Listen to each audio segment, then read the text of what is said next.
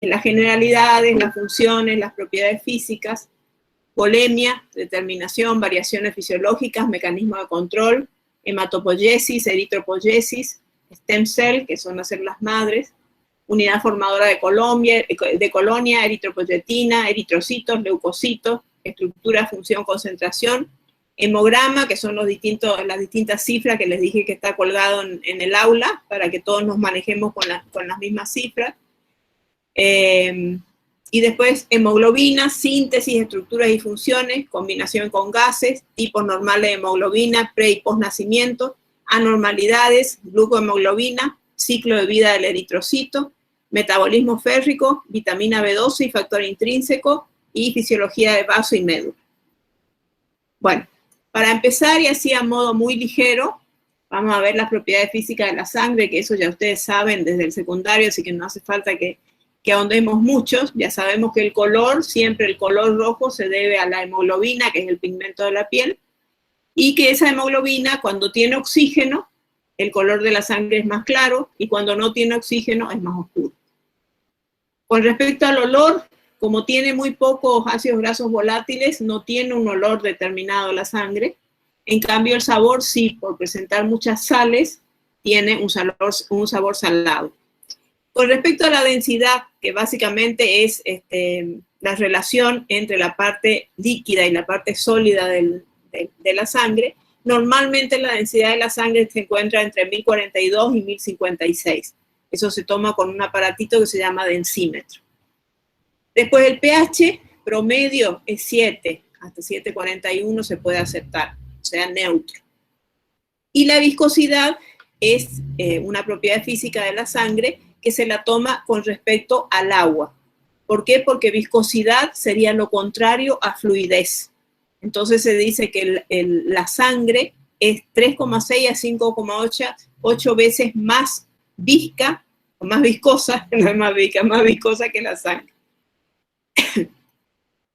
Bueno, ¿cuáles son los componentes? La sangre es el único tejido conectivo líquido que tiene el organismo, y por supuesto va a estar formado por una parte líquida, que es el plasma, y la parte forme o de elementos formes, que son las células que constituyen la sangre.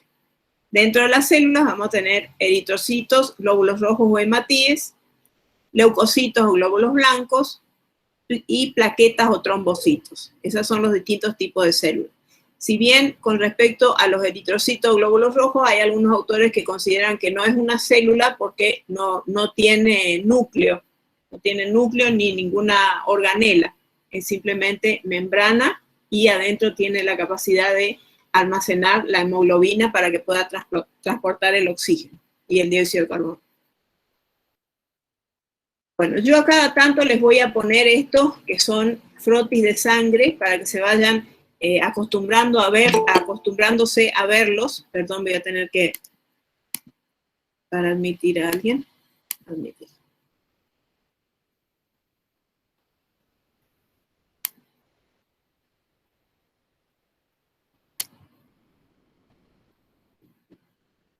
Bueno, les decía que les voy a ir poniendo para que ustedes se vayan haciendo el ojo para que vean lo que es un frotis de sangre, ya que este año no lo vamos a poder realizar, para que vean y se vayan haciendo el ojo. Siempre cuando ven una muestra esto es una muestra de sangre, que generalmente se pone una gotita en un portaobjeto y se la esparce en toda la superficie del portaobjeto, y después se tiñe y se mira.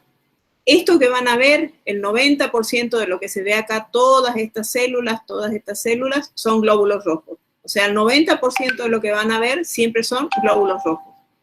¿Qué van a ver? En algunos se nota bien que tiene la forma de disco bicóncavo, por eso tiene como una parte más clarita. Eso es porque es convexo en esa zona el glóbulo rojo, y por eso se ve ese color. Después van a ver, fíjense estas marquitas que tienen acá de color lila. Esas son plaquetas. Y acá, en este sector,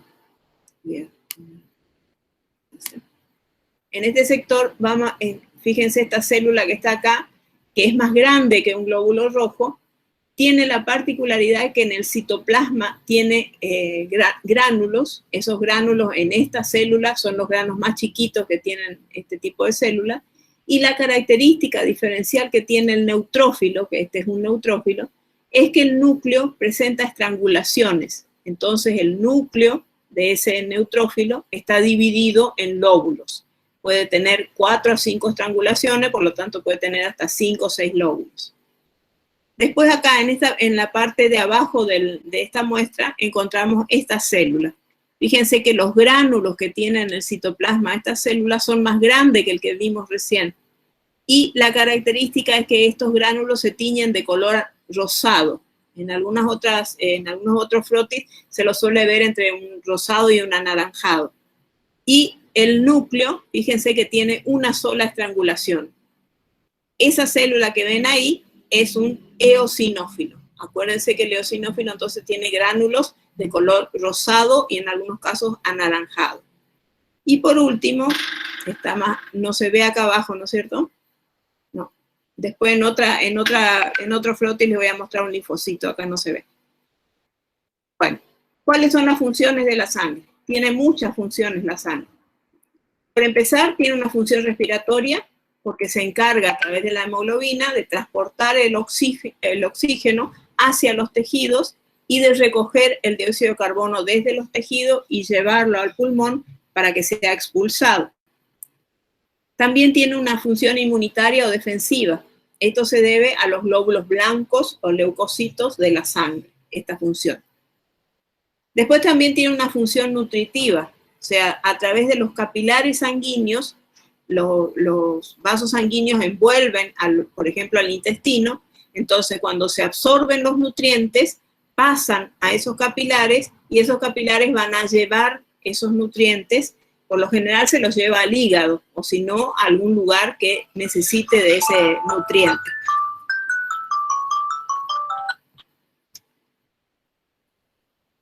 Bueno, también tiene una función excretora, recogiendo los residuos y desechos para ser eliminados. Eso, por ejemplo, en el caso del riñón, hay un ovillo capilar, que es el lugar desde donde se va a filtrar la sangre para formar la orina. También tiene una función transportadora. Por ejemplo, en el caso de las glándulas que son endócrinas, las glándulas endócrinas no tienen conductos, entonces vierten su secreción a la sangre y la sangre es la que se encarga de transportar las hormonas para los órganos blancos, que son los lugares donde van a actuar esas hormonas. También tiene una función reguladora, manteniendo en equilibrio el agua del organismo, la temperatura corporal, el pH, etc.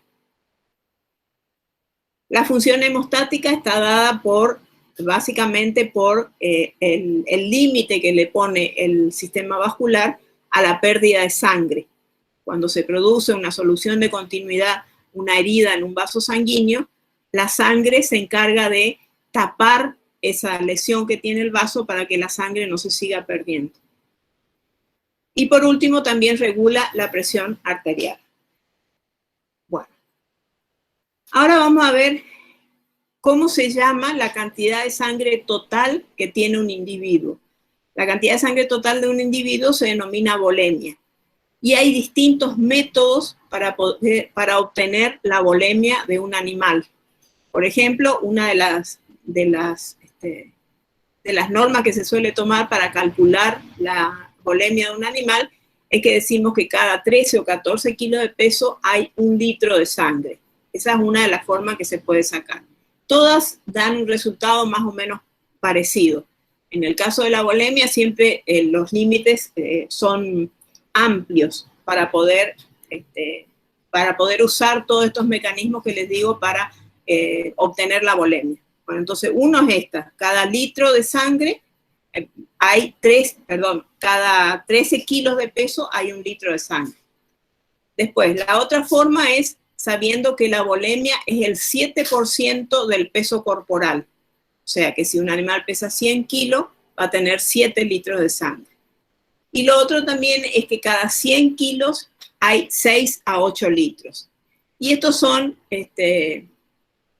datos más finitos para cada especie. En el cerdo se suele calcular 50 mililitros por kilo, en los rumiantes 60-70 mililitros por kilo, y en el equino 70-100 mililitros por kilo. Esto no es para estudiar, simplemente les puse para que ustedes vean cómo se dispone toda esa volemia de la que hablábamos recién en los animales. Por ejemplo, esta es una vaca de 500 kilos. Como tiene 500 kilos, el total de sangre que va a tener son 35 litros. Yo les puse para que ustedes vean cómo se disponen esos 35 litros dentro del animal. Fíjense, ¿dónde se produce la mayor cantidad de sangre? En los pulmones y en las venas. ¿A qué se debe? En los pulmones, por ejemplo, para que se pueda producir el intercambio gaseoso, hay muy poca resistencia al flujo. Entonces la sangre pasa muy lentamente para que se pueda producir el intercambio gaseoso. De ahí que el 25% de estos 35 litros los vamos a encontrar en los pulmones. Y en las venas se junta mucho, ¿por qué? Porque ya no tiene, a diferencia de las arterias, ya no tiene la fuerza de la bomba que es el corazón. Acá en las venas se circula mucho más despacio porque no hay ninguna fuerza que haga que circule más rápido. ¿Qué pasa si esa volemia está aumentada? Si esa volemia está aumentada se llama poliemia, plétora o hipervolemia. Y puede ser por un aumento de glóbulos rojos o de plasma o de las dos cosas. Ay, esperen que alguien se quiere conectar.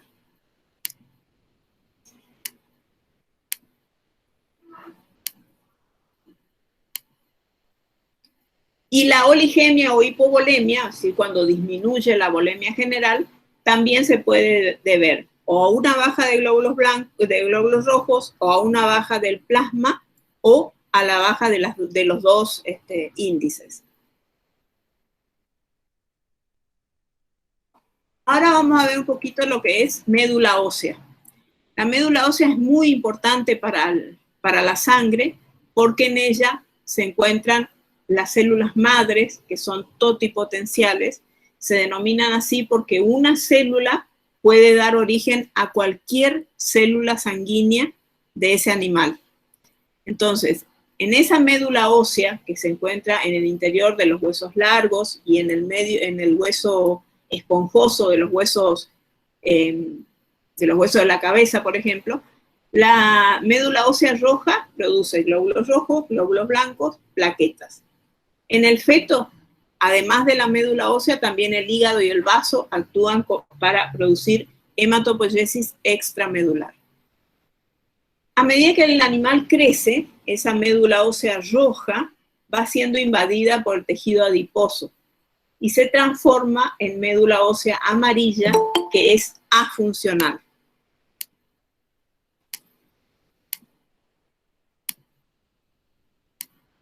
Bueno, médula ósea amarilla, entonces, que es afuncional.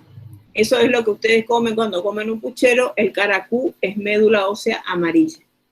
De todos modos, cuando el animal ya es adulto, quedan sitios donde queda esa médula ósea, que es la que tiene que actuar para producir las células sanguíneas. Bueno, la médula ósea es un tejido conectivo especializado y es el principal tejido hematopoyético. Ya dijimos que en ese lugar se encuentran las células denominadas células madres o stem cell, que son células troncales, que se llaman así porque son células madre totipotenciales. Es decir, esa célula madre puede producir un glóbulo rojo, un neutrófilo, un linfocito, una plaqueta, un monocito. Cualquiera de las células sanguíneas puede producir esa célula, por eso se llama célula madre totipotencial. Con respecto a la hematopoiesis, tenemos dos mecanismos. Uno que se llama eritropoiesis, que es la formación de glóbulos rojos, y leucopoiesis es la formación de glóbulos blancos. Bueno, esto simplemente les puse como dato ilustrativo, no es que lo tengan que saber, pero para que se den una idea, fíjense, los eritrocitos, la médula ósea produce por día 300 millones de glóbulos rojos por kilo de peso corporal. De las plaquetas produce 250 millones de plaquetas por kilo de peso corporal, y los granulocitos, 10 millones de plaquetas, de granulocitos por kilo de peso corporal. Eso es para que ustedes tengan una idea de la importancia que tiene la médula ósea en todos nosotros y en todos los animales. Bueno, esto es lo que le decía que se encuentra en la médula ósea. Esto es stem cell, o también llamado hemocitoblasto, es la célula madre totipotencial. Es decir, que esta célula, haciendo una continua división, se puede transformar en cualquiera de las células sanguíneas. Por eso se llama célula madre. Esta célula madre tiene dos características fundamentales. Una que ya dijimos que se puede transformar en cualquiera de las células sanguíneas, y la otra es que cuando se divide, una de esas células de la división va a tomar este camino para formar una célula sanguínea. Y la otra célula que se dividió va a formar parte de la reserva de la célula madre. Esa es una de las características de este hemocitoblasto, que se divide y forma la reserva de esa misma célula para que nunca le falte a la médula ósea ese tipo de célula. Después ya vienen unas células que también son células madre, pero son pluripotentes. ¿Por qué? Porque ya son un poco más específicas. Por ejemplo, esto se llama unidad formadora de colonia linfoide. Es decir, que esta célula solo puede dar linfocitos T y linfocitos B. Y además hay otra célula que es muy parecida a los linfocitos que se llama célula NK o natural killer. ¿Ven? Ya se van adquiriendo especificidad. Van siendo, a medida que pasan las divisiones, se van haciendo más comprometidas. Por otro lado, aparte de la célula madre linfoide, hay otra célula madre que es la mieloide. También se llama unidad formadora de colonias. Fíjense que esta célula madre mieloide puede dar todas estas células que están acá: neutrófilos, eosinófilos, basófilos, monocitos, eritrocitos y plaquetas. En cambio, la célula madre linfoide habíamos dicho que daba linfocitos B y T y células natural killer. Siguen dividiéndose esas células, y fíjense que acá los que van a producir los eritrocitos, que son los primeros que vamos a estudiar, primero se forma una célula que se llama unidad formadora de brotes eritrocíticos. Y después sí hay una unidad formadora de colonias eritrocíticas. Esto es muy importante, fíjense, yo no sé cuándo habrán bajado la clase, porque recién me di cuenta que faltaba esta célula. Acá en ese lugar va a actuar una enzima que es muy importante, que es la eritropoyetina, que es una que se produce en el riñón, y lo que hace es activar la producción de eritrocitos, y actúa a este nivel, entre la unidad formadora de brotes y la unidad formadora de colonias. Bueno, y estas células que tenemos acá ya son células comprometidas. ¿Por qué? Porque esta solamente puede dar plaqueta, esta solamente puede dar eritrocitos, esta monocitos, esta cualquiera de los granulocitos, linfocitos B y linfocitos T. Por eso se llaman células comprometidas, porque ya no hay una célula madre, ya están comprometidas a dividirse y formar las células sanguíneas maduras.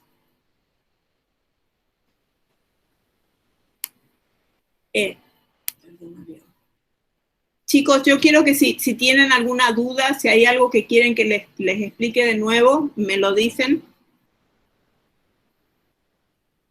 Si no, seguimos.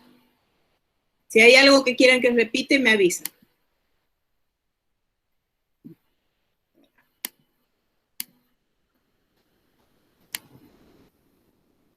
Profe, usted va marcando con el puntero porque yo no lo veo. ¿Nadie ve el puntero? No, yo no. No, profe, no se nota. No, profe, no se ve. A ver si yo estoy...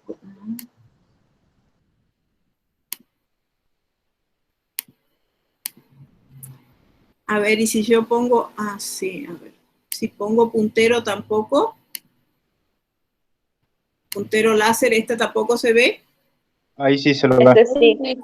Sí se ve, profe. Bueno, entonces, esa era una descripción general de cuál era la función de la médula ósea, con la célula madre totipotencial, y después ya células madre, pero que son multipotentes, ya no se pueden dividir en todas las células, sino en grupos de células.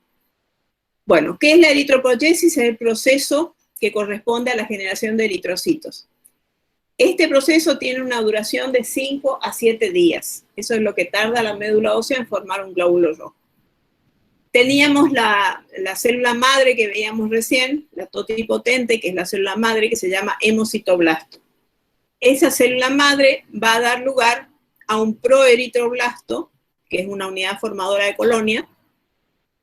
Ese proeritroblasto se va a transformar en eritroblasto, primero basófilo, después policromatófilo, y después se va a transformar en normoblasto. Reticulocito y eritrocito. Todo este proceso, desde el hemocitoblasto hasta el reticulocito, se produce en la médula. Y ya cuando sale a la sangre, o son eritrocitos maduros, o algunos, hasta el 1% se acepta, de estos que son los reticulocitos. Entonces, tenemos hemocitoblasto, célula madre, después tenemos proeritroblasto, eritroblasto basófilo, policromatófilo, normoblasto. Fíjense que de acá, de normoblasto al reticulocito, perdió el núcleo. En el reticulocito quedan unas redes que se tiñen, que esos básicamente son mitocondrias y ribosomas, y esas mitocondrias o ribosomas salen de la célula y se transforman en glóbulos rojos maduros. A este nivel va a actuar esta hormona, que es la eritropoyetina, que es la hormona que se produce en el riñón y que activa la producción de glóbulos rojos. Por ejemplo, si ustedes se van a los valles, que es un lugar donde hay menos oxígeno, esa falta de oxígeno va a hacer que el riñón empiece a producir eritropoyetina y va a hacer que se produzcan más glóbulos rojos para que ustedes puedan tener acceso a más oxígeno para poder respirar. Este es el mismo, nada más que le puse todas las cosas que pasan en cada una de las células. Fíjense, acá teníamos la unidad formadora de brotes y esta es la unidad formadora de colonias. A este nivel, cuando la unidad formadora de brotes se divide, es que actúa la eritropoyetina. La eritropoyetina actúa y activa toda la división para que se produzca un glóbulo rojo. De proeritroblasto, entonces se transforma en eritroblasto basófilo, policromatófilo, eritroblasto ortocromático o normoblasto. Este pierde el núcleo, que es lo que veíamos recién, y se transforma en reticulocito.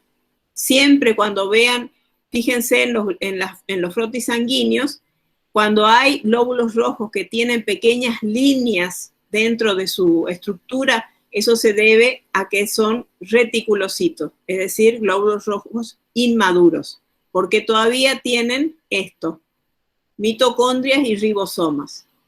Para pasar del reticulocito a eritrocito maduro, tienen que perder las mitocondrias y los ribosomas, y ahí sí se transforma.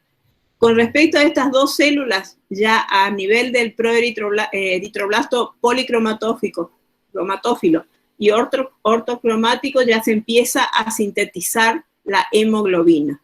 La hemoglobina tiene una parte hem que no es proteica, que se va a sintetizar en las mitocondrias, y una parte globina, que es las proteínas, que se van a estar sintetizando en los ribosomas. Por favor, si tienen alguna duda, me interrumpen y decimos de nuevo. Bueno, esto es lo que les decía. Yo les puse más texto para que ustedes puedan estudiar de la clase. Con respecto a la maduración de glóbulos rojos, recién dijimos que la eritropoyetina actuaba para activar la división para que se puedan formar glóbulos rojos. Pero hay también sustancias que son indispensables para la maduración de los glóbulos rojos. Y una de esas sustancias es la vitamina B12. La vitamina B12, cuando entra al organismo, es una vitamina muy lábil, es decir, puede ser degradada. Entonces, cuando está a nivel de la boca, la boca sintetiza una proteína que se llama proteína R, que acompaña, que se une a la vitamina B12. ¿Para qué se une? Para que a nivel del estómago los ácidos no destruyan a la vitamina B12. En el estómago, que en el lugar donde nos estábamos ubicando, las células parietales de las glándulas fúngicas producen un factor que se llama factor intrínseco, que es un factor que va a ir acompañando a la vitamina B12 con la proteína R. Lo acompañan, llegan hasta el intestino, y en el intestino, ustedes saben que está llega el conducto pancreático, y hay el jugo pancreático tiene enzimas proteolíticas, entonces la vitamina B12 se va a separar de la proteína R y va a unirse al factor intrínseco. Así, con la unión de ese factor intrínseco, va a ser absorbida por el intestino y va a dirigirse al hígado. En este dibujo ustedes tienen acá, esto es el estómago, la vitamina B12 que viene con la proteína R para protegerle del ácido del estómago. En ese estómago, las células parietales de la glándula fúngica van a producir el factor intrínseco. Entonces se van a dirigir al duodeno la vitamina B12, la proteína R y el factor intrínseco. Se van a separar a nivel del duodeno la vitamina B12 y la proteína R por acción del jugo pancreático, y entonces la vitamina B12 se va a unir al factor intrínseco que la va a ayudar a atravesar a nivel del ilion las paredes del duodeno para dirigirse finalmente al hígado. Y el hígado va a ser el que va a dirigir esa vitamina B12 hacia la médula ósea para que ayude a la maduración de los glóbulos rojos.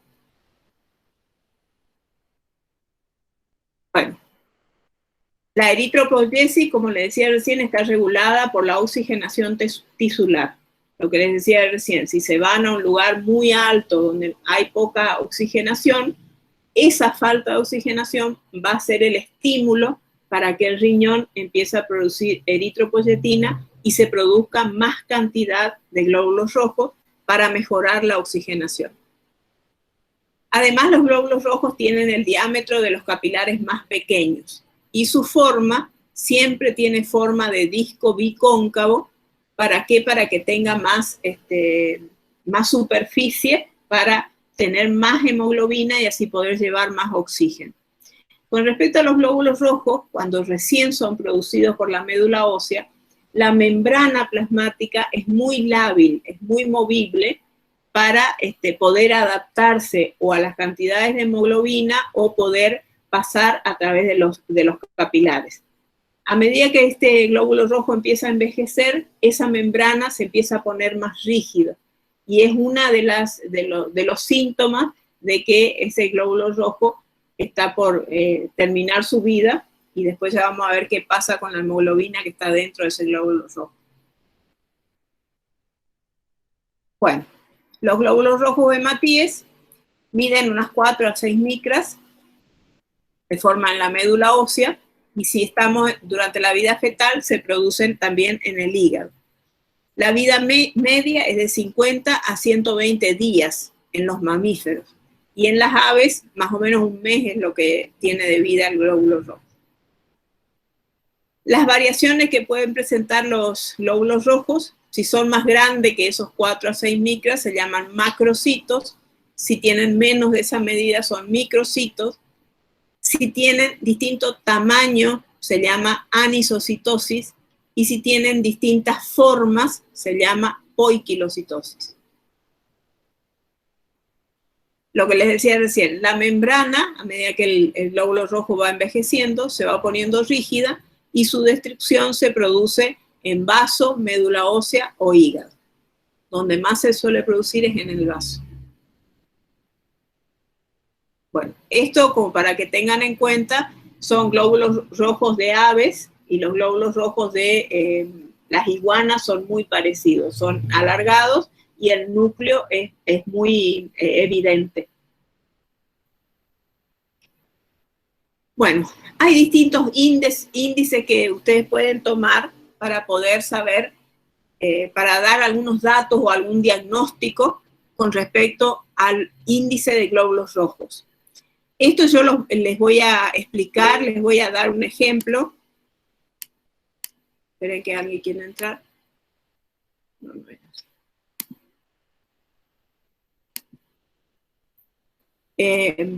no sé dónde iba. Les voy a explicar, les voy a dar un ejemplo y los ejercicios los vamos a hacer el viernes en el práctico. Bueno, tenemos uno de los índices, se llama volumen corpuscular medio. Ese volumen corpuscular medio, el resultado que nos da de aplicar ese volumen corpuscular medio, vamos a obtener el tamaño promedio de los glóbulos rojos. Y eso está expresado en micras cúbicas. Después hay otro que se llama hemoglobina, cierto que no veían esto. Hemoglobina corpuscular media. La hemoglobina corpuscular media es la cantidad de hemoglobina que hay en un glóbulo o por glóbulo rojo. Y después tiene la concentración de hemoglobina corpuscular media, que es la concentración de hemoglobina cada 100 mililitros de sangre. No es ya por cada glóbulo rojo. Habíamos dicho volumen corpuscular medio. Ese volumen corpuscular medio tiene una fórmula. Y en esa fórmula arriba tienen que poner el hematocrito de esa especie de la que estén hablando por 10 sobre el número de glóbulos rojos. Esto siempre está expresado en millones por mililitros. Millones de glóbulos rojos por mililitro.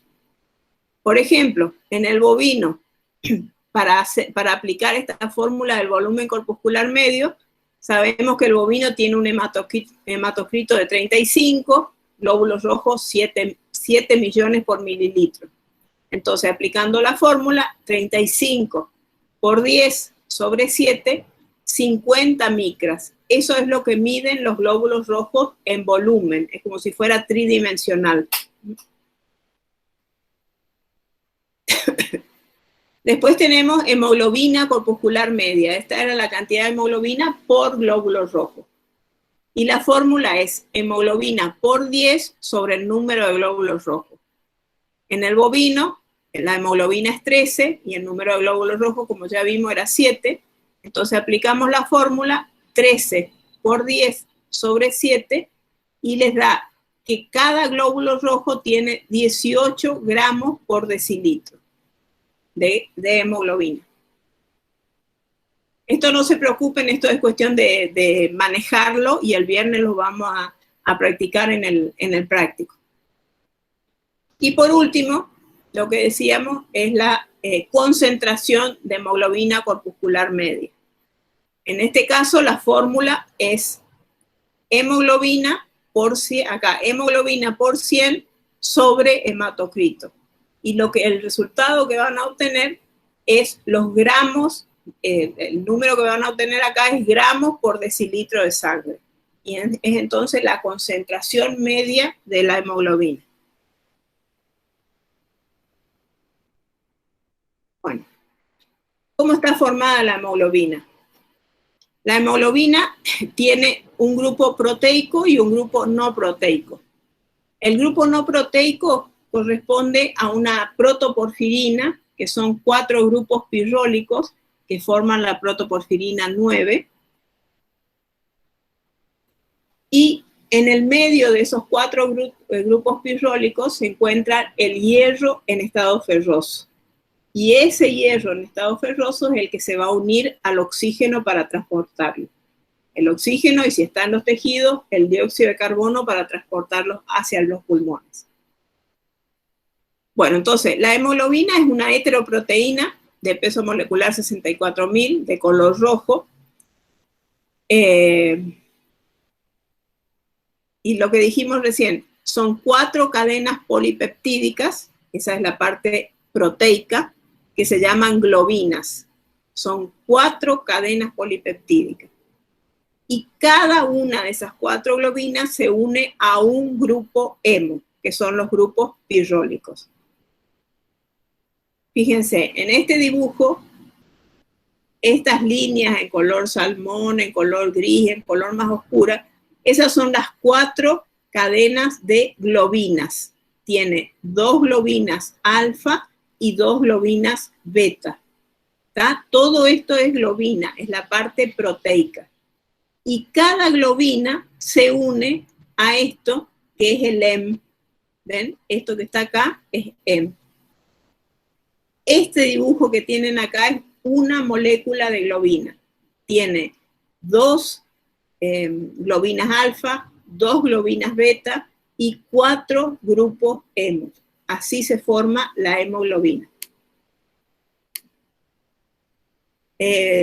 Quiero saber si van bien, si están perdidos, si hay algo que quieran que repita. ¿Está bien? No, profe. Sí, profe. Avisen cuando tengan dudas. ¿Están viendo el video, no el video, sino la diapositiva? Sí. Bien. Profe, sí se ve. Bueno, entonces, vamos a poner puntero láser. Entonces, los componentes de la hemoglobina. Dijimos, una parte proteica y una parte prostética que no tiene proteína. El grupo proteico está formado por 4 cadenas polipeptídicas, 2 de tipo alfa y 2 de tipo beta. Y esas 4 cadenas son cada una globina.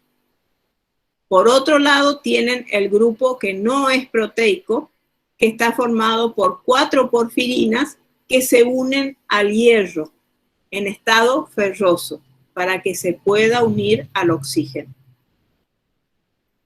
Y la globina se une al grupo heme, es decir, la parte proteica y la no proteica, se unen mediante residuos de histidina.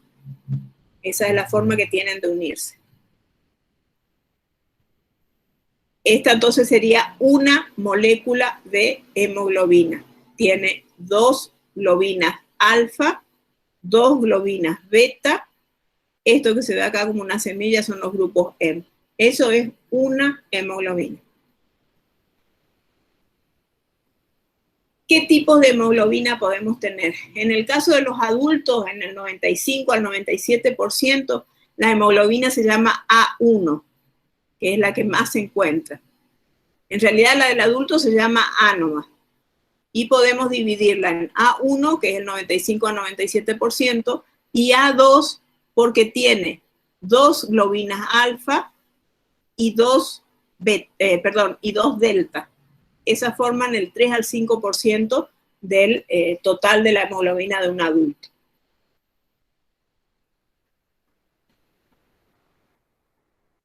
Esto, fíjense, esto es un grupo heme, esta es una protoporfirina 9 que tiene 1, 2, 3 y 4 grupos pirrólicos. Y en el medio se une al hierro en estado ferroso y el hierro es el que se va a unir al oxígeno.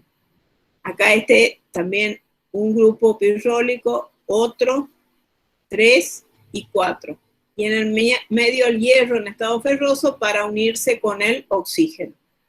Y esto que ven acá es, supónganse que sea una globina alfa. Y lo que dijimos es que el grupo heme se une a la globina mediante residuos de histidina. Bueno, ¿qué otro tipo? Recién dijimos A1 y A2, que era la de adulto. Después también tenemos una hemoglobina fetal. Siempre lo que cambia es las cadenas de globinas. En este caso, en la fetal tiene 2 alfa y 2 gamma. Y en la hemoglobina embrionaria, normalmente la diferencia entre un embrión y un feto es muy, muy delgada, pero normalmente se cree que entre 2 meses y 3 meses de gestación pasa de embrión a feto. Es decir, que hasta los 2 o 3 meses tendría este tipo de hemoglobina, que tiene 2 globinas alfa y 2 épsilon. Y después de que pasan los 3 meses, va a tener una hemoglobina fetal que tiene 2 moléculas alfa y 2 épsilon. No, ¿cómo se llama? 2 globinas gamma. Esta es gamma y esta es épsilon. Épsilon, para que se acuerden, es la embrionaria. Las dos tienen E. Bueno, síntesis de hemoglobina. no sé si se acuerdan, hoy cuando vimos la formación de los glóbulos rojos, dijimos que en el eritroblasto policromatófilo y el normoblasto se empezaba a sintetizar hemoglobina. En las mitocondrias y el citosol se va a sintetizar el grupo M. Y en los ribosomas, como son proteínas, se van a sintetizar las globinas. Bueno, esto les puse simplemente para que sepan. Entonces estamos hablando acá de una mitocondria. En la mitocondria, las 2 succinil-CoA más 2 glicinas van a formar un pirrol. Y 4 pirroles van a formar la protoporfirina 9. Y después, esa protoporfirina 9 con el hierro va a formar el grupo hemo más los polipeptídicos. Esos polipéptidos son 2 cadenas alfa y 2 cadenas beta, van a formar la hemoglobina. Acuérdense entonces, grupo M, mitocondrias, y las globinas en los ribosomas. Bueno, luego de la destrucción de los glóbulos rojos, ¿se acuerdan que les dije que duraban alrededor de 120 días? Y una de las características de que el glóbulo rojo está envejecido es que la membrana plasmática está muy rígida, entonces tiende a romperse. Y cuando se rompe, ya están dentro de los macrófagos, que son células que van a fagocitar la destrucción esa del glóbulo rojo, y dentro de ese macrófago se van a producir una serie de sucesos que ya les voy a mostrar en una diapositiva. Entonces, luego de la destrucción de los glóbulos rojos, los elementos esenciales de ese glóbulo rojo, que son la globina y el hierro, lo que tenemos que hacer es recuperarlos para volver a formar otros glóbulos rojos. Entonces son conservados y reutilizados. La fracción M es catabolizado y va a seguir la vía de la bilirrubina, que ya la vamos a ver bien. De todos modos, yo le puse un video muy lindo que encontré, que era cómo iba pasando de M a bilirrubina y después cómo se transformaba a nivel de hígado e intestino. Les puse un video, después véanlo. No sé si lo puse acá en la clase. Bueno, y si el glóbulo rojo, estamos hablando, esto pasa si el glóbulo rojo se rompe estando en el vaso. En cambio, si se rompe a nivel dentro de la sangre, la hemoglobina queda en la sangre y de ahí se va a disociar y va a ser transportada por una proteína que se llama aptoglobina y posteriormente van a ser catabolizadas a bilirrubina. Fíjense, en este caso el eritrocito, supónganse que estamos en el bazo, este eritrocito es viejo, se empieza a romper, entonces son ingeridos por los macrófagos. Dentro de los macrófagos van a quedar el grupo M, que serían los hilos estos, y el grupo globina. La globina va a salir del macrófago, va a ser degradada a aminoácidos y después va a poder ser utilizada para formar otras globinas dentro de la médula ósea. Y el grupo M sigue viaje, sigue dentro del, hasta acá estamos dentro del macrófago, y se va a producir por acción de una enzima, se va a transformar ese grupo M en biliverdina. Esa biliverdina va a salir del macrófago y se va a transformar en bilirrubina. Esa bilirrubina es indirecta porque no está conjugada, es decir, viaja sola, y como es tóxica para el organismo, lo que hace es unirse a una albúmina, que es la que la va a transportar. Entonces, esa bilirrubina conjugada con la albúmina va a ir hasta el hígado, y en el hígado, a través del conducto biliar, va a llegar al intestino. En el intestino, esa bilirrubina se va a transformar en urobilinógeno o estercobilinógeno, y pueden pasar con esa urobilinógeno o estercobilinógeno, pueden pasar 3 cosas. Una, que siga a través del intestino y llegue al colon, y ahí por acción de las bacterias, ese urobilinógeno se transforma en estercobilina y es la que le va a dar el color a la materia fecal.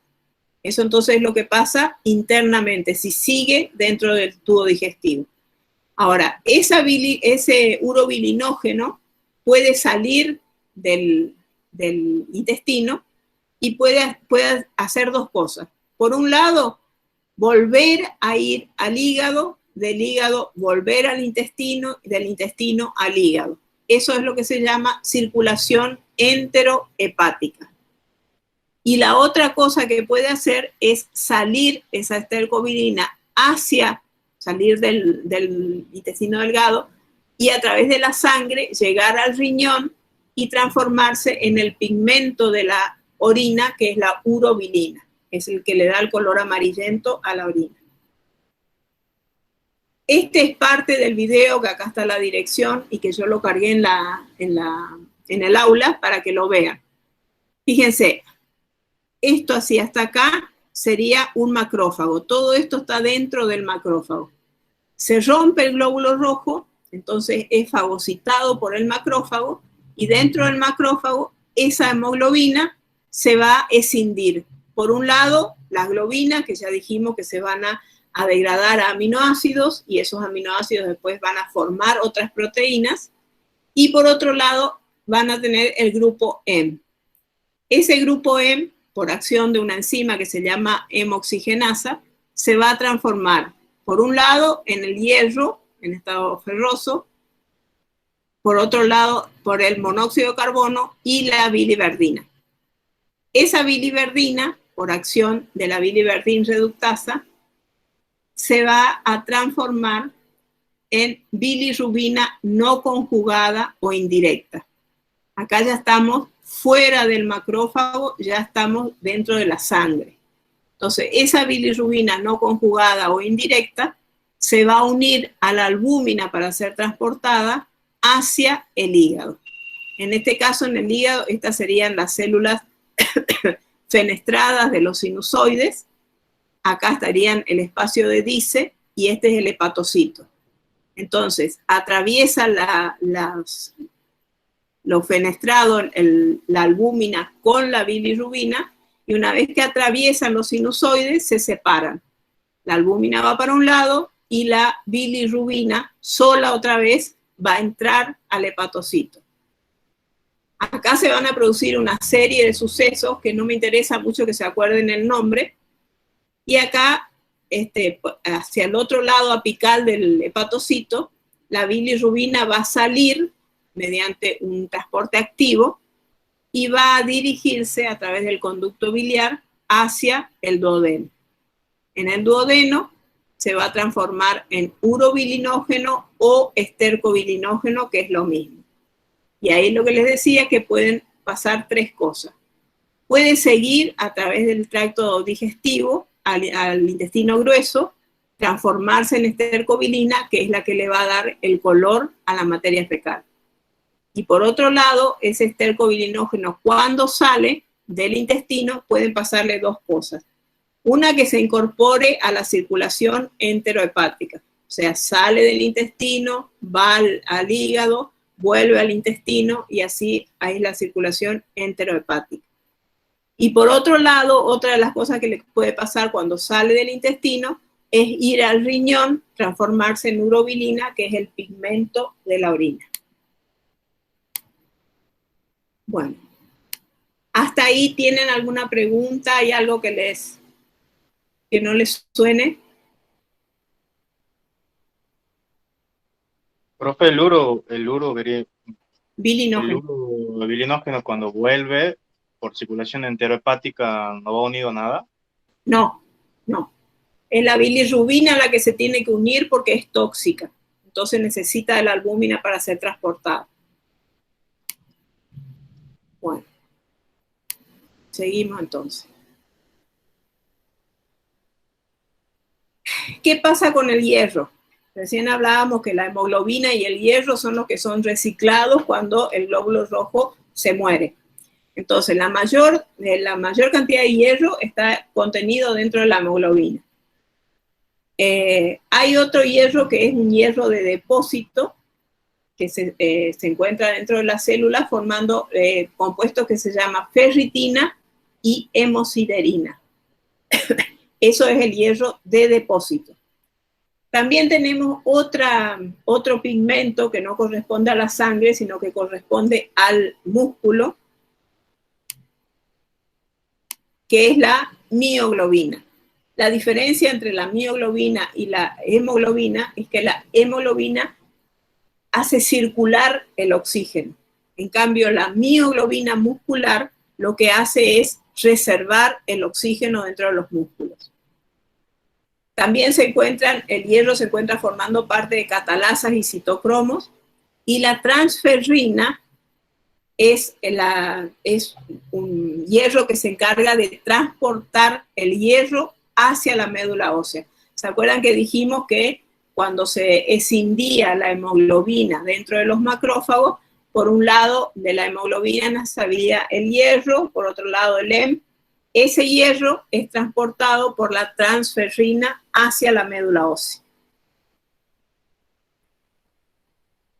Bueno, acá hay un montón de números. Ahora nosotros no les vamos a pedir que se acuerden todos los números, pero van a tener que andar con su fórmula de cada especie que está colgada en la bibliografía, porque van a necesitar para hacer los distintos ejercicios para que ustedes puedan hacer un hemograma y puedan saber si está normal, si está disminuido o si está aumentado.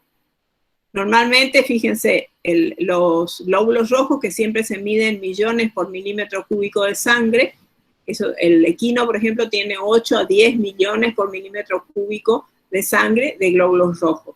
Y esas son las cifras, ninguno llega a 10, pero todos están entre 10, 6 y 10 sería la cifra. Después, la hemoglobina, la cantidad de hemoglobina que hay por decilitro de sangre, generalmente es de 14 a 16. El único que tiene menos es el gato. No sé si...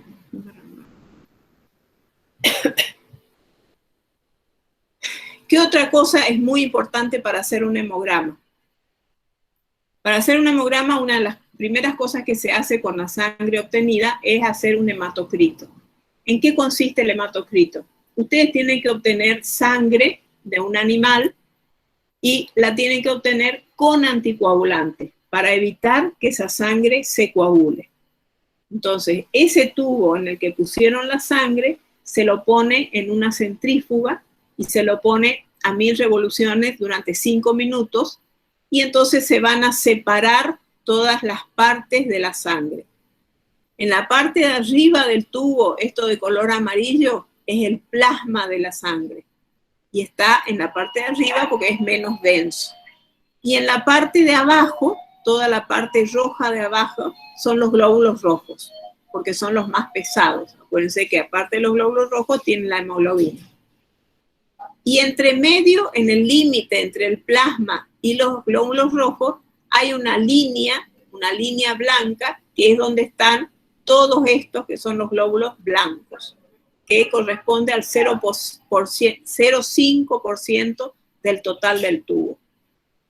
Hay una forma, hay un aparato especial que mide el hematocrito y lo pueden sacar las cifras. Pueden sacar las cifras, pero si ustedes no tienen ese aparato, lo que se puede hacer directamente, ustedes miden cuánta sangre tiene el tubo en total y van sacando cuántos centímetros corresponden a los glóbulos rojos. Entonces, sacando ese porcentaje, van a obtener el hematocrito de esa especie. Esta es por una regla de 3 simple. Normalmente, fíjense, esto es de equino, es menos del 50%, ¿ven? Entonces sacan la cantidad de centímetros que corresponden a los glóbulos rojos y en base a eso pueden hacer regla de 3 simple y sacar el hematocrito. ¿Ves? Fíjense, en el equino es 40-45% del total de la sangre, el 45% corresponde a los glóbulos rojos. En el bovino, entre el 35 y 40% del hematocrito corresponde a los glóbulos rojos, y en el cerdo 40-43 y perro 42-45. Otras cosas que van a encontrar en un hemograma, una de ellas es la eritrosedimentación. Este es un proceso o un procedimiento que lo que hace es medir la velocidad a la que se depositan en el fondo los glóbulos rojos, la velocidad en la que caen. Esto, como para que tengan una idea, simplemente es un tubo con sangre, y en el tapón del tubo tiene un agujero. En ese agujero se mete una especie de vidrio fino, y adentro tiene un émbolo, como si fuera una jeringa. Entonces, se mete a través del agujero del tubo, del agujero del tubo de ensayo, se mete este tubito, se hace ingresar hasta la parte del fondo del tubo, y se va sacando el émbolo. A medida que sacan el émbolo, la sangre sube. Entonces ustedes enrasan en 0 y lo dejan descansar 1 hora. A la hora miden y los glóbulos rojos van a estar debajo de ese 0. Y eso es lo que tienen que medir, eso es la eritrosedimentación. Cuánto bajan los glóbulos rojos, cuánto descienden. Fíjense que si hay valores aumentados, puede significar que hay anemia, hay procesos inflamatorios, fiebre, tumores malignos, enfermedades infecciosas. Y si los valores están disminuidos, o sea, si descienden muy poco, indica policitemia, es decir, mucha cantidad de glóbulos rojos, e hipoproteinemia, es decir, una baja de la cantidad de las proteínas. Para eso se usa la eritrosedimentación.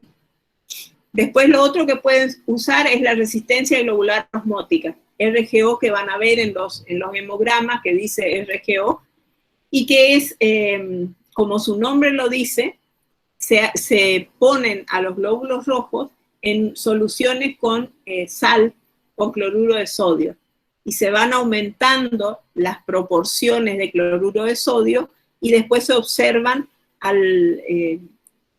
simple vista. Cuando hay destrucción de los glóbulos rojos, el plasma de esa sangre se va volviendo roja. Entonces, cuanto más roja es, más glóbulos rojos rotos hay. Entonces, ahí les está indicando que esa concentración de cloruro de sodio está destruyendo los glóbulos rojos. Eso es lo que se llama resistencia globular osmótica. Y se usa para diagnosticar anemias en general, como la eferocitosis. La eferocitosis es cuando los glóbulos rojos son muy redondos, y es un tipo de anemia. ¿Alguna duda, alguna pregunta? Seguimos. Están vivos, ¿no? Sí, profe, seguimos. Sí, profe. Bueno, interrumpan cuando quieren que les explique algo. Bueno, con esto terminaríamos lo que es glóbulos rojos y hemoglobina, y vamos a empezar con lo que es glóbulos blancos, y después vamos a ver plaquetas. Dentro de los glóbulos blancos tenemos lo que son granulocitos y agranulocitos.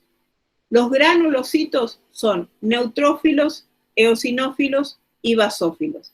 Se caracterizan porque en su citoplasma hay gránulos. Esos gránulos tienen distintas sustancias, por ejemplo, tienen histamina, tienen serotonina, para distintos procesos del organismo que después ya vamos a ver. Entonces, estas 3 células, neutrófilos, eosinófilos y basófilos, tienen gránulos en el citoplasma. Y después también tienen una característica en el núcleo, que ya la vimos más o menos en las imágenes, que tienen núcleos estrangulados formando lóbulos. Después tenemos acá, estos serían los granulocitos, y estos dos son los agranulocitos. Tanto linfocitos como monocitos no tienen gránulos en el citoplasma. Si hablamos de los linfocitos, la característica es que el linfocito, el 90% de la célula es el núcleo. Es muy grande el núcleo. Las células NK son parecidas, el núcleo son un poquito más chicos, y las células NK básicamente no actúan en la inmunidad como actúan los linfocitos y los monocitos, sino que las células NK actúan destruyendo células cancerosas o células extrañas al organismo. Esas son las células NK, Natural Killers se llama. Y por último, el otro de los agranulocitos es el monocito. El monocito es una célula que es un poquito más grande que los otros glóbulos blancos, tiene el núcleo en forma de herradura y el citoplasma no presenta gránulos. Si está circulando en la sangre es monocito. El monocito, cuando sale de la sangre a través de los capilares, se va a transformar en un macrófago.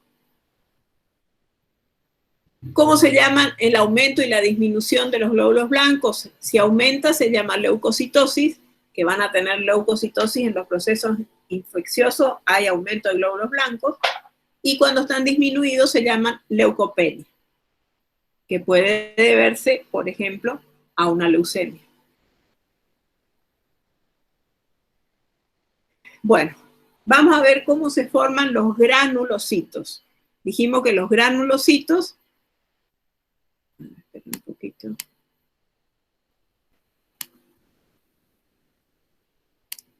Dijimos que los granulocitos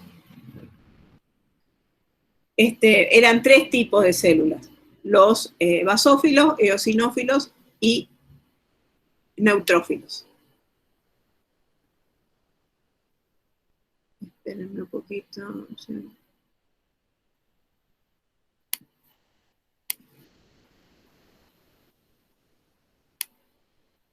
Fíjense, el mieloblasto, que sería la célula madre, va a dar lugar a promielocitos. Esta primera línea es promielocitos, pero va a dar un promielocito basófilo, promielocito neutrófilo y promielocito eosinófilo.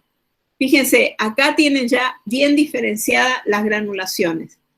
El promielocito basófilo tiene unos gránulos de color azul. A medida que va creciendo esa célula, esos gránulos van aumentando de tamaño. Fíjense, es cierto que este no es. Este es el promielocito basófilo. Tiene los gránulos de color azul. Y a medida que crece la célula, esos gránulos como que van invadiendo toda la célula y no dejan ver el núcleo. Ese es el basófilo. Fíjense, el neutrófilo, los gránulos son más chiquitos, de color azul, pero son más chicos. Y el promielocito eosinófilo, los gránulos, como les decía, son de color rosado, es la característica. Entonces, de promielocito van a pasar a mielocito, también basófilo, neutrófilo y eosinófilo. Y estos mielocitos se van a transformar en metamielocitos, basófilo, neutrófilo y eosinófilo. Y por último, van a ser los basófilos, neutrófilos y eosinófilos encallados. ¿Qué quiere decir encallado? Fíjense, este es un neutrófilo inmaduro. Yo les había dicho que el núcleo del neutrófilo maduro tiene estrangulaciones que hacen que el núcleo se divida en varios lóbulos. Cuando el neutrófilo es inmaduro, el núcleo no está segmentado, tiene forma de herradura, muy parecido al monocito. Y después entonces se van a transformar en los tres glóbulos blancos maduros, que son basófilo.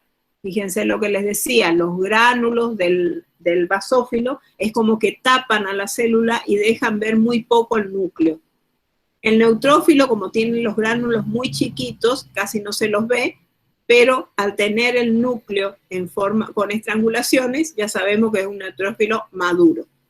Y por último, el eosinófilo, ya el núcleo se estranguló y formó dos lóbulos y tiene los gránulos de color rosado.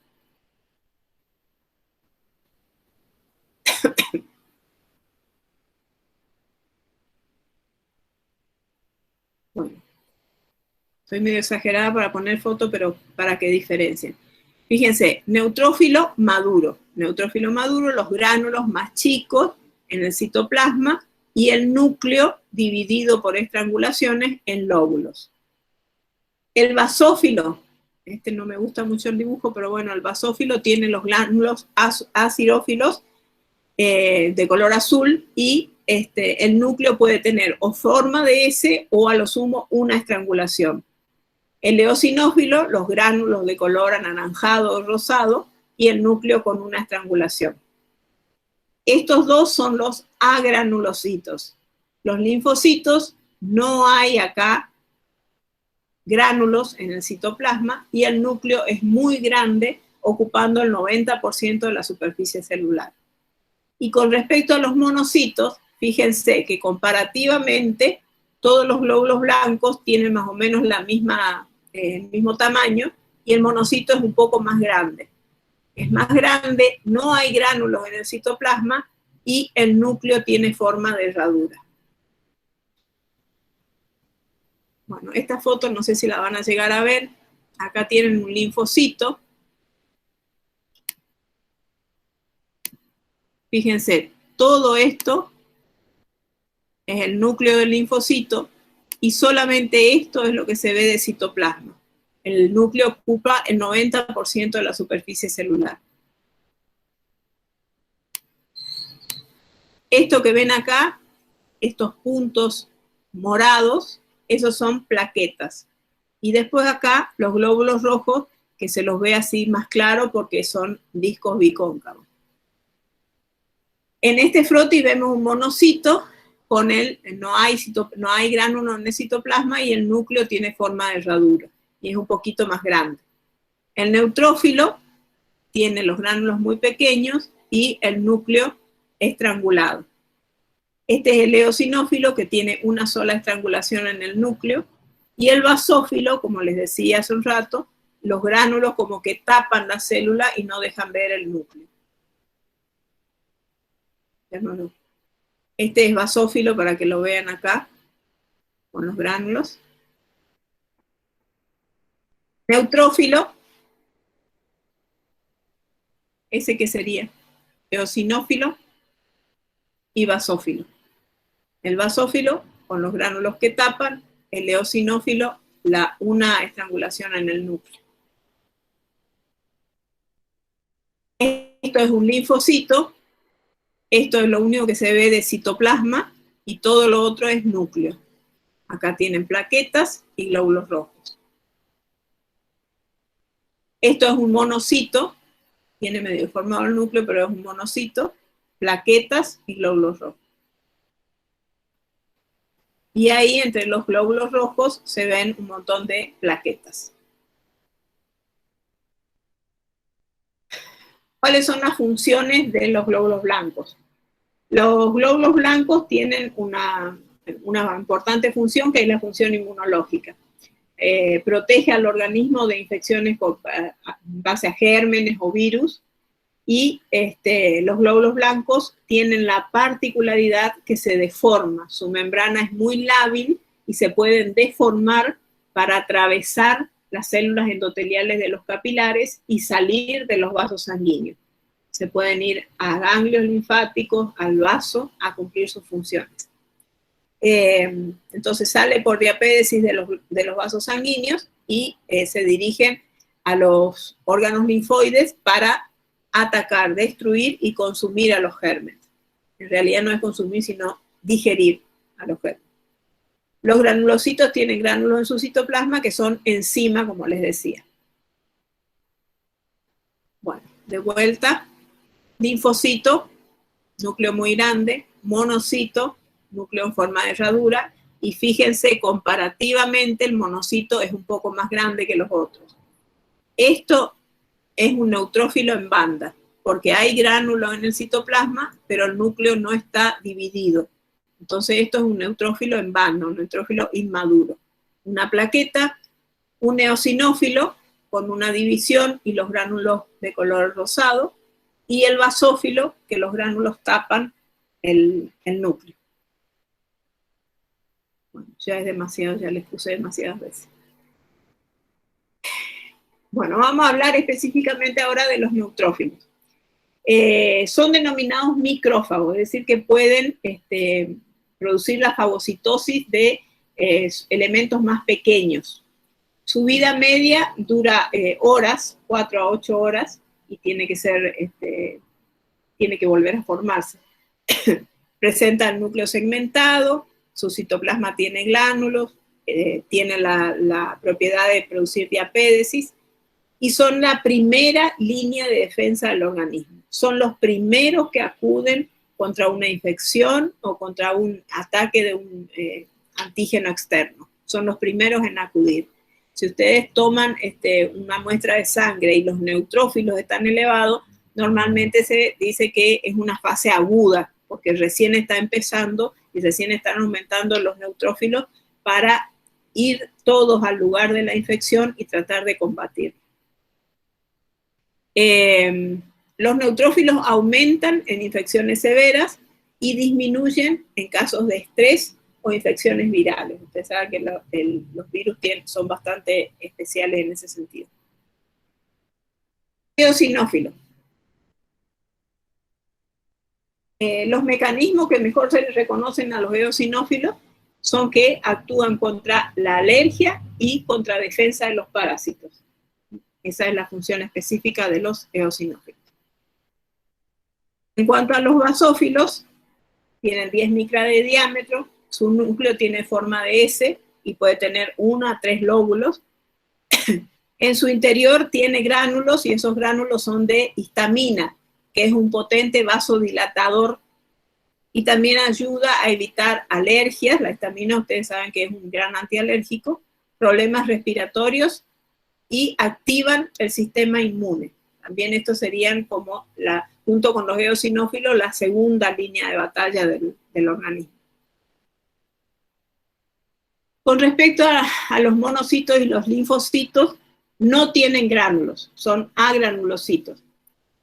Pero cuando los granulocitos detectan un germen invasor, los monocitos lo encuentran porque se producen unas sustancias que se llaman interleuquina, que son las que llaman, es como una alarma, el neutrófilo encuentra una bacteria, por ejemplo, y entonces se activa una interleuquina que hace que los monocitos concurran a ese lugar donde están los neutrófilos. Entonces los monocitos lo encuentran y lo fagocitan. Lo que hacen básicamente los monocitos, ya dijimos que si están dentro de la circulación, son monocitos, y cuando salen de la circulación se llaman macrófagos. Y lo que hacen es fagocitar, le hacen una vesícula a ese antígeno, y es como que lo desarman y lo exponen sobre su membrana. Entonces, por eso a los monocitos y los macrófagos se los denomina como células presentadoras de antígeno. ¿Tá? Los engloban en una vesícula, los meten adentro del macrófago, los desarman y esa información la exponen en su membrana, producen leucotoxinas para que vengan otras células que son los linfocitos T y le exponen a esos linfocitos T la estructura que tiene el antígeno que está invadiendo ese organismo. Entonces, los monocitos entonces producen leucotoxina y llaman a los linfocitos T para que reconozcan cómo era el germen que ellos pusieron en la membrana, y esto a su vez van a convocar a los linfocitos B, que ya lo vamos a ver con un video y cómo se forman. Bueno, ¿cómo se forman los monocitos? Estamos en la médula ósea, tenemos el monoblasto, promonocito, monocito, y si sale de la circulación sanguínea se transforma en macrófago. ¿Se acuerdan que hoy cuando vimos la vía de la hemoglobina, dijimos que los macrófagos, dentro de los macrófagos estaba esa hemoglobina hasta que sale como bilirrubina de esos macrófagos? Bueno, los monocitos también son denominados macrófagos. ¿Se acuerdan? Los neutrófilos eran micrófagos, estos son macrófagos. Ante estímulo de sustancias químicas siguen a los neutrófilos, lo que les decía que se producen esas leucotoxinas que hacen que concurran los otros glóbulos blancos. Por la fagocitosis aumentan de tamaño y pueden fijarse a los tejidos del vaso, hígado, pulmón, dando lugar a macrófagos tisulares que forman el sistema retículo endotelial encargado de remover el material extraño que circula en la sangre. Eso es lo que tienen que hacer. En esos lugares, entonces, los macrófagos fagocitan las sustancias extrañas. Constituyen del 2 al 10% del total de los glóbulos blancos, los monocitos. Después de pasar algunas horas en la sangre, los monocitos se instalan en los órganos como hígado, vaso y médula y se transforman en macrófagos. Linfocitos. tenemos el hemocitoblasto, que era la célula madre totipotencial, que se va a transformar por división en una célula indiferenciada linfoide. Esa célula indiferenciada linfoide se va a transformar en linfoblasto, prolinfocito, y ese prolinfocito se puede transformar en una célula NK, que es la natural killer, o en linfocito maduro. Ese linfocito maduro después tiene que ser activado y se transforma en linfocito B o en linfocito T. Y el linfocito B después se puede transformar en una célula plasmática o plasmocito. Esta célula es la que va a producir los anticuerpos.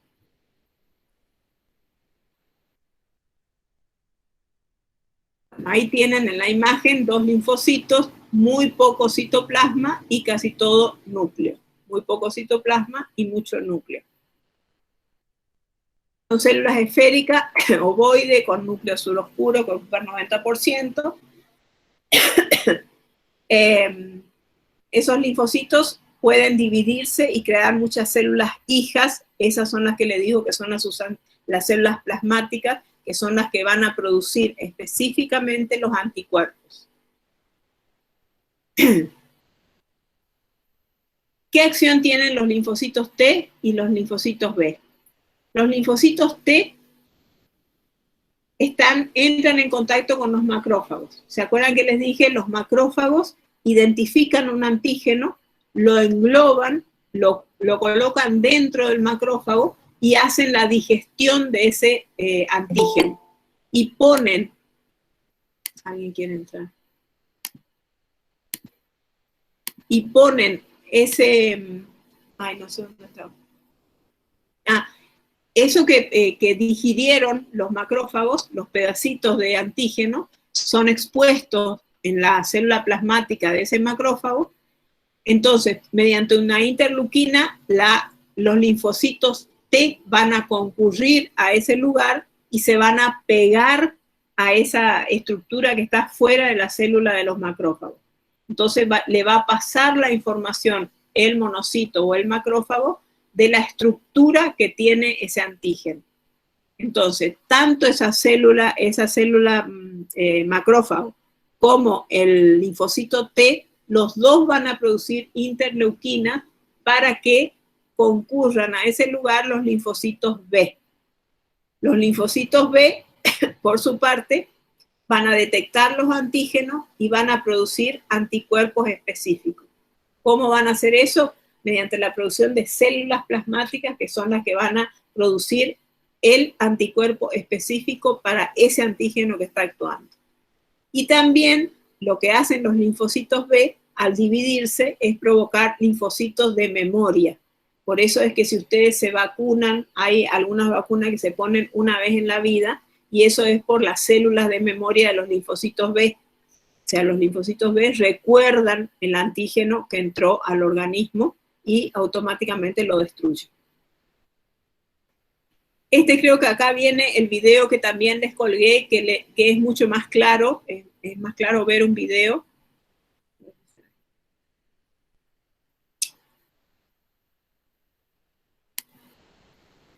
Díganme si se escucha. La activación de la respuesta inmune típicamente comienza cuando un patógeno entra al cuerpo.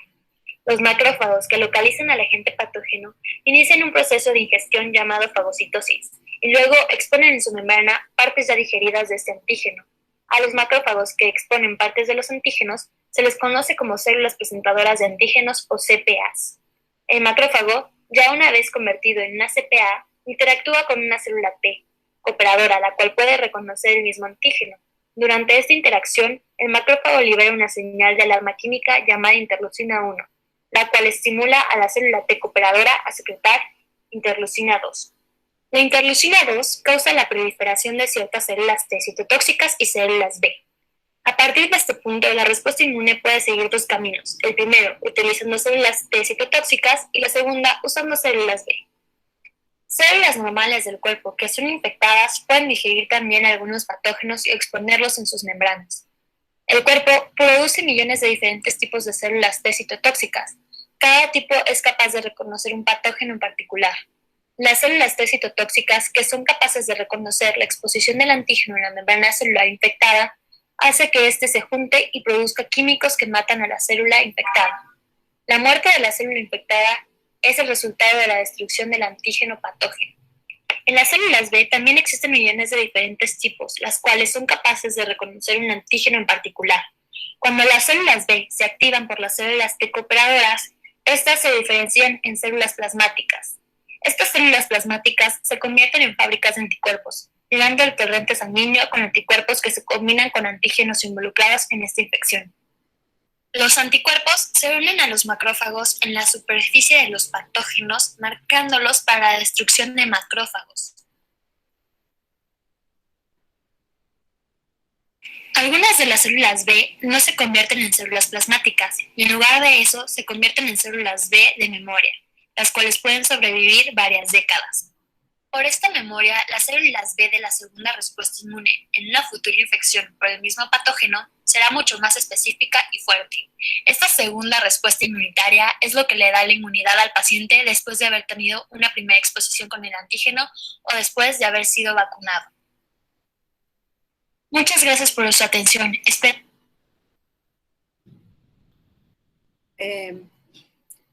Cuando habla en el video es muy, muy sencillo y muy didáctico. Cuando habla de células T o células B, se está refiriendo a los linfocitos. Yo les aconsejaría, están colgados los videos en el aula, que los miren varias veces para poder aprender lo que dicen los videos. ¿Más o menos entendieron?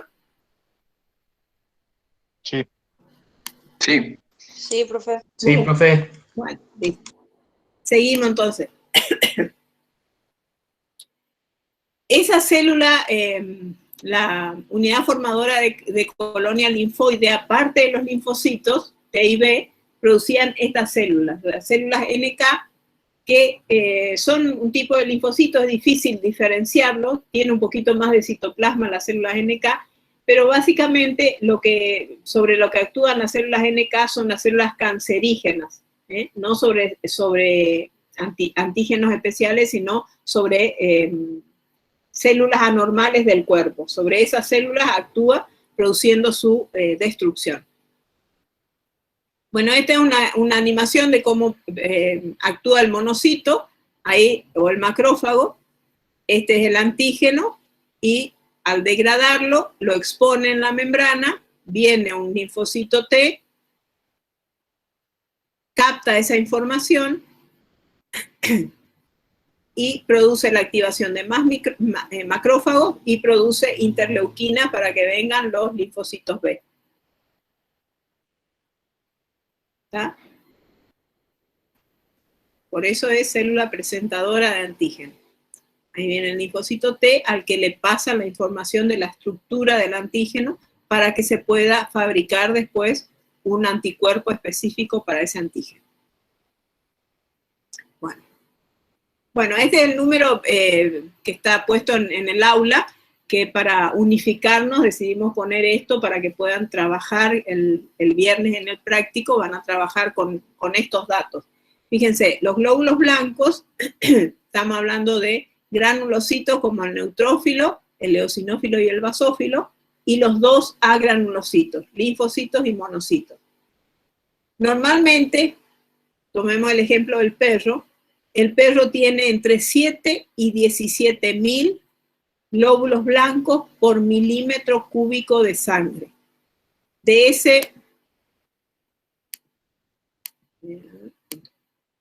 esos 7 a 17.000 glóbulos rojos que tiene en total, el 70% corresponde a los neutrófilos, el 21% corresponde a los linfocitos, el 5% a los monocitos, el 4% a los eosinófilos, y los que en menor proporción se encuentran son los basófilos, que son de 0 a 1% del total. Quiero mostrarles una cosa. Fíjense cómo en estos animales que están acá, hay mucha más cantidad de neutrófilos proporcionalmente que de linfocitos. Por eso esto es una fórmula leucocitaria neutrófila, porque tiene más neutrófilos que linfocitos. En cambio, en los rumiantes, bovino y ovino, fíjense, 38 y 30% de neutrófilos y 50 a 60% de linfocitos. Los rumiantes tienen una fórmula leucocitaria linfocitaria, porque predominan los linfocitos. En cuanto al porcino, es igual que el perro y el equino. Tiene la misma cantidad de neutrófilos y de linfocitos. Y la gallina también es linfocítica, tiene mucho más linfocitos que neutrófilos. Plaquetas. Las plaquetas también es otra duda de si son consideradas células, porque en realidad las plaquetas son pedacitos de una célula mucho más grande que se llama megacariocito, y esos pedacitos son los que circulan a través de la circulación sanguínea, circulan las plaquetas y son muy importantes en la hemostasia, porque las plaquetas tienden a pegarse cuando un vaso sanguíneo se corta, tiene una herida, automáticamente ese vaso sanguíneo se contrae, se produce vasoconstricción, entonces quedan expuestas hacia el interior del vaso las fibras de colágeno. Y sobre esas fibras de colágeno y un factor de coagulación, las plaquetas se van a empezar a pegar para tratar de hacer desaparecer esa herida que tiene el vaso y así evitar la pérdida de sangre. Por eso son muy importantes las plaquetas, además de que en su interior tienen factores de coagulación y tienen factores que producen más vasoconstricción del hueso. O sea que siempre está relacionada no con la inmunidad, como veíamos con todos los glóbulos blancos, sino está básicamente dedicada a la hemostasia en los animales. Bueno, las plaquetas o trombocitos son partes de una célula que se llama megacariocito, de unas 3 micras de diámetro. Por supuesto no tienen núcleo y poseen en su interior factores de coagulación y también otros factores que producen vasoconstricción.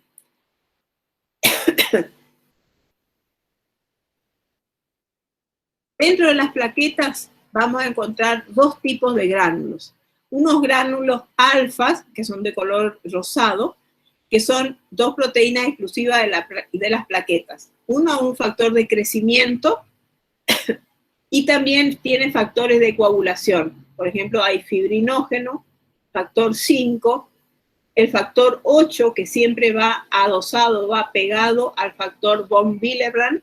Este factor es liberado de las plaquetas cuando hay una ruptura de un vaso, y el factor von Willebrand es el primero que llega al endotelio de los vasos heridos, digamos. Y además presenta también otros factores como endoperóxidos, tromboxano, ADP. Todos estos producen más vasoconstricción del vaso para poder evitar la pérdida de sangre. Y también tiene unos gránulos densos que contienen serotonina, que se absorbe en el plasma, llega a las células enterocromacina igual. Lo que me interesa es los gránulos alfa, que tienen todos estos factores, y también hay unos gránulos más densos que tienen serotonina. Estas son plaquetas, eso que se ve ahí en color lila serían los gránulos densos, y en el otro dibujo, los gránulos densos tienen un color más rosadito. Los alfa. Bueno, otra vez le puse para que se reconozcan. Fíjense, acá tienen entre los glóbulos rojos un montón de plaquetas. Acá tienen neutrófilos con el núcleo estrangulado. Estos dos son neosinófilos, son los únicos que tienen los gránulos de color rosado. Basófilos, con los gránulos que tapan el núcleo. Monocitos, con el núcleo en forma de herradura y sin granulocitos en el citoplasma. Y por último, los linfocitos con el núcleo muy grande que ocupa el 90% de la superficie.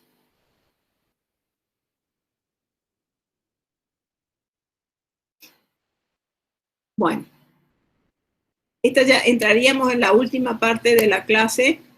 Me gustaría que Me gustaría que si tienen dudas, digan ahora que nos falta plasma, qué dudas tienen.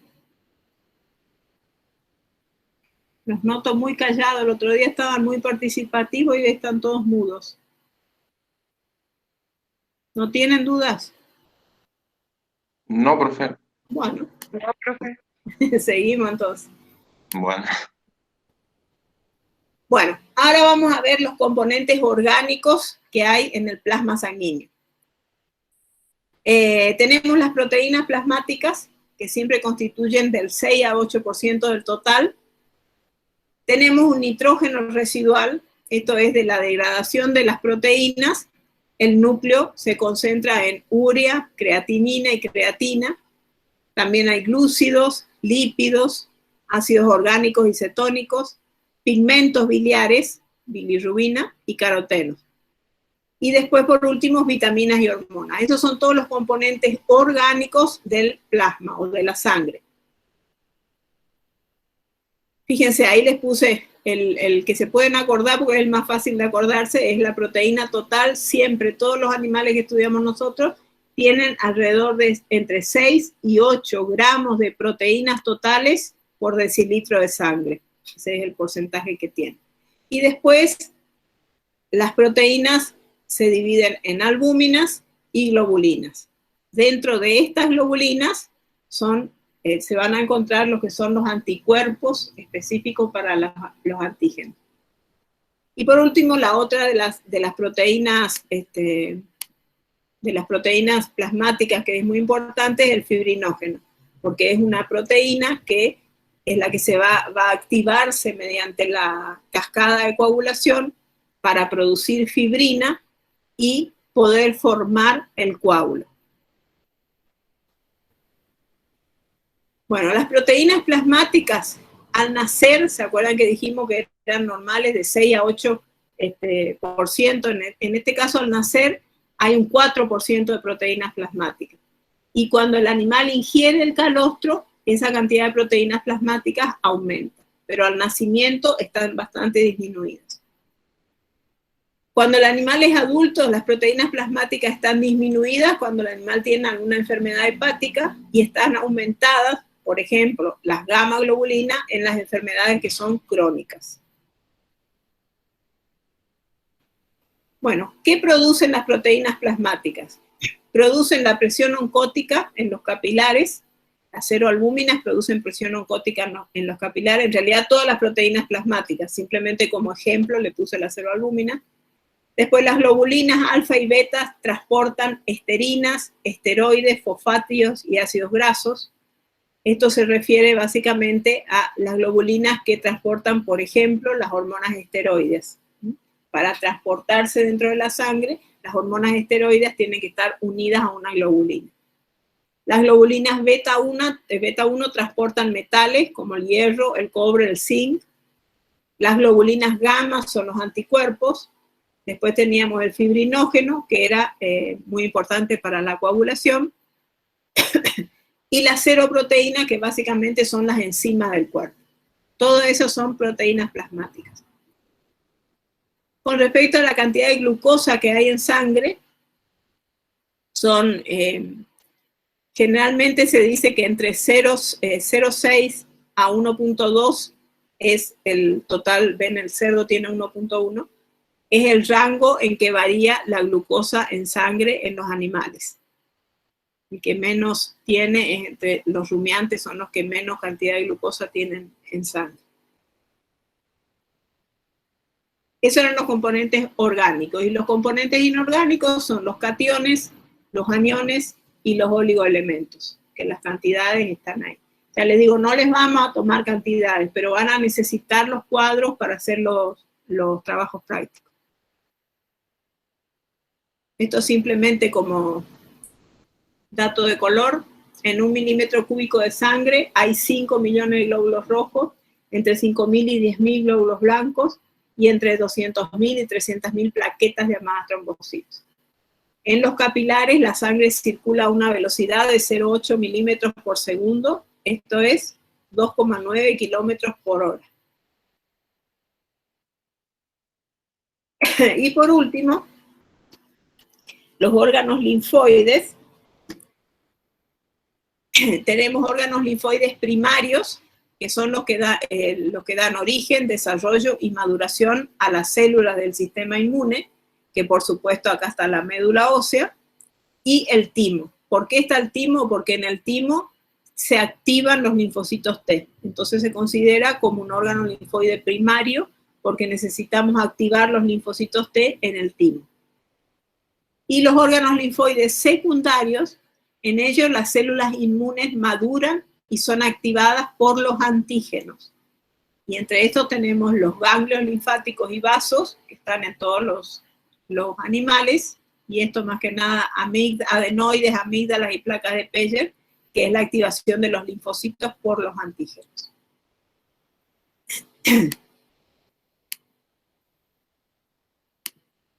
Bueno. ¿Qué dudas tienen?